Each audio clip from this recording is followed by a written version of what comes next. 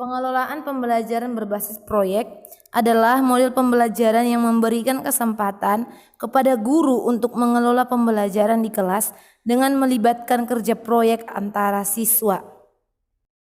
Karena adanya banyak tantangan perkembangan teknologi pada dunia kerja, sehingga membawa konsekuensi logis terhadap tuntutan meningkatnya kompetensi tamatan sekolah ataupun sekolah kejuruan, artinya dituntut memiliki kompetensi yang memiliki hasil yang sangat baik, karena ini dilakukan untuk meningkatkan mutu pembelajaran yang lebih efektif dan efisien. Artinya model pembelajaran proyek ini ingin membuat peserta didik itu memiliki hasil.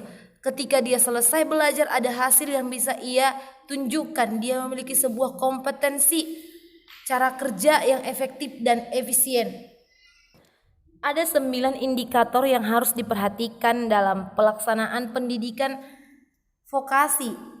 Yang pertama adalah kurikulum yang disusun secara bersama. Yang kedua, pembelajaran berbasis proyek ataupun real product dari konsumen atau mitra.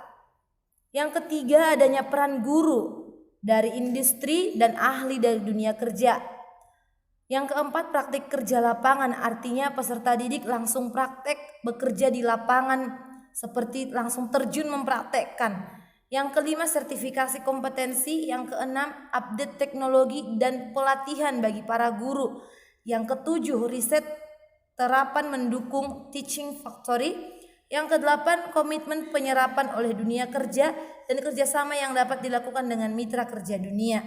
Nah, 9 indikator ini harus dipenuhi supaya proses pembelajaran berbasis proyek ini berjalan dengan lancar. Artinya ada kerjasama antara guru dan juga peserta didik, di mana peserta didik itu bisa memiliki kemampuan karena sudah terjun ke dunia kerja, mengalami pengalaman ketika belajar, dan diberi instruksi juga dari guru-guru yang ahli yang sudah update teknologi dan guru-guru yang sudah dilatih secara profesional. Yang perlu diperhatikan dan diingat dalam 9 indikator ini adalah dalam pelaksanaan pembelajaran berbasis proyek harus diawali dengan penyusunan kurikulum bersama, merumuskan proyek atau order bersama.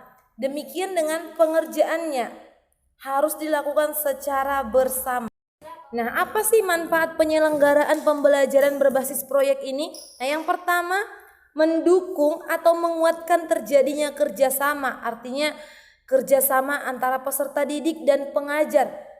Dan yang kedua, meningkatkan kapasitas guru. Guru dituntut semakin hebat, semakin kreatif, semakin meningkatkan pengetahuannya tentang teknologi. Yang ketiga, riset terapan. Yang keempat, meningkatkan kepercayaan dunia kerja untuk penyerapan tamatan pelajar atau di sini SMK gitu. Artinya ketika kita belajar sesuai dengan jurusan kita, peserta didik itu mampu menyerapkan, memiliki kompetensi yang sesuai sehingga dia percaya diri ketika dia terjun ke dunia kerja karena dia sudah mengalaminya ketika belajar. Dan yang kelima adalah terjadinya kepercayaan sehingga meningkatkan kerjasama atau dukungan dunia kerja. Artinya ketika model pembelajaran berbasis proyek ini dikerjakan, nah inilah manfaat yang kita dapatkan, bahwa pembelajaran berbasis proyek ini sangat mendukung terhadap para peserta didik. Mereka menjadi percaya diri ketika mereka itu memiliki kompetensi karena mereka sudah terjun langsung seperti mengalami dunia kerja seperti itu. Nah, pengertian pembelajaran berbasis proyek, kalau tadi di awal saya katakan ini adalah model pembelajaran yang memberikan kesempatan kepada guru untuk mengelola pembelajaran di kelas dengan melibatkan kerja proyek kepada peserta didik. Di sini definisi pertama adalah pembelajaran yang menggunakan proyek sebagai media dalam proses pembelajaran untuk mencapai soft skill, hard skills, dan karakter. Artinya ketika proses pembelajaran yang berbasis proyek ini ada hasil yang didapat oleh peserta didik. Artinya baik itu pencapaian yang Dan yang ketiga adalah pembelajaran memberikan kesempatan kepada peserta didik untuk berlatih merencanakan, melaksanakan kegiatan sesuai rencana dan menampilkan. Yang kelima, pengelolaan pembelajaran berbasis proyek ini adalah suatu kegiatan yang menggabungkan manajemen produksi dan pembelajaran. Yang keenam, peserta didik belajar mulai dari menganalisis spesifikasi produk atau seperti barang atau jasa yang dipersyaratkan oleh konsumen dan menghitung biaya, rencana proses produksi dan sebagainya. Artinya memiliki proses produksi serta peningkatan mutu berkelanjutan.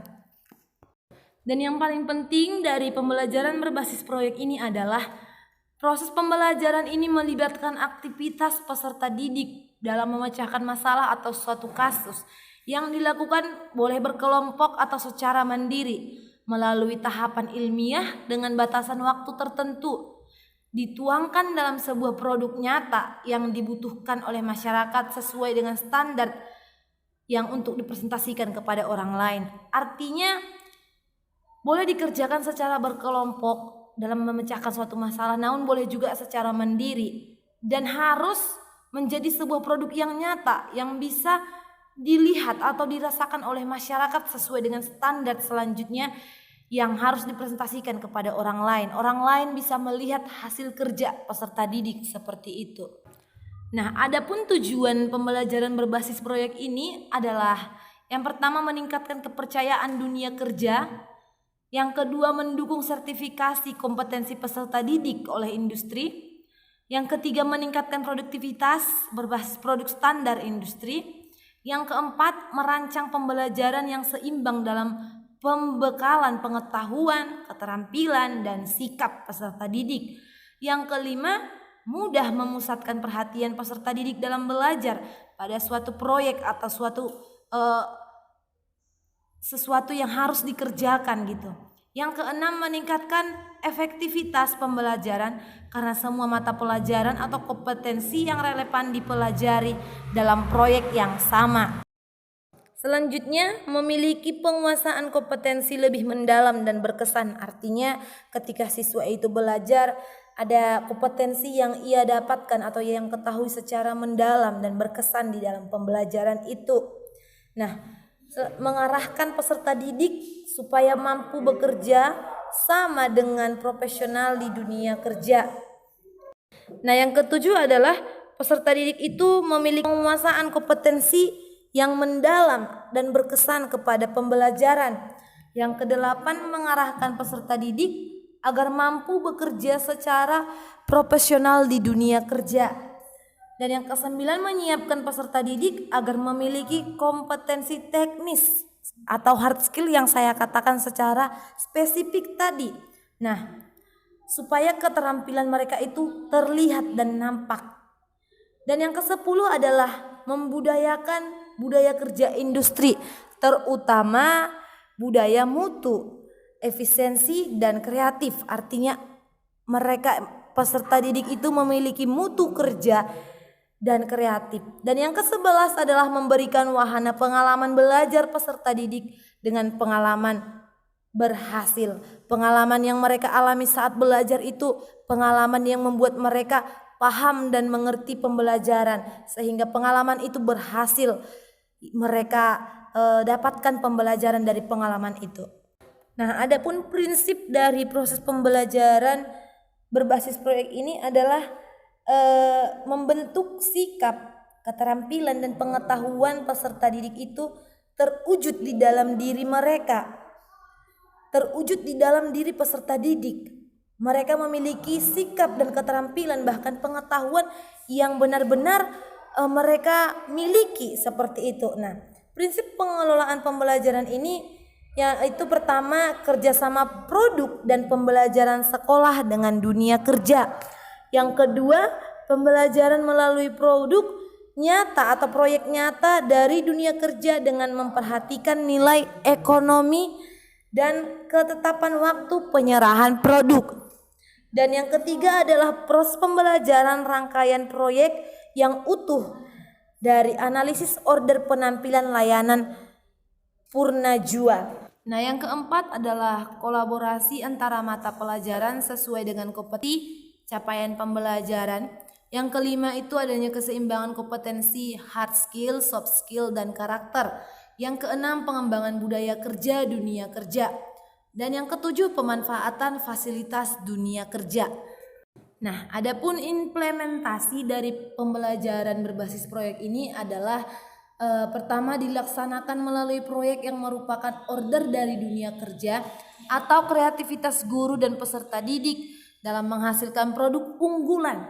Yang kedua harus berdasarkan order sekolah melaksanakan analisa untuk memastikan apakah dapat dilaksanakan atau tidak dengan memperhatikan penguasaan kompetensi peserta didik dan guru serta fasilitas sekolah. Nah, harus dilihat dalam melaksanakan proses pembelajaran juga. Nah, yang ketiga adalah harus dilihat apabila berdasarkan analisis pekerjaan dapat dilaksanakan, maka harus dilakukan persiapan dan pelaksanaan pembelajaran. Nah, kita akan melihat apa saja proses dan persiapan untuk melaksanakan pembelajaran tersebut.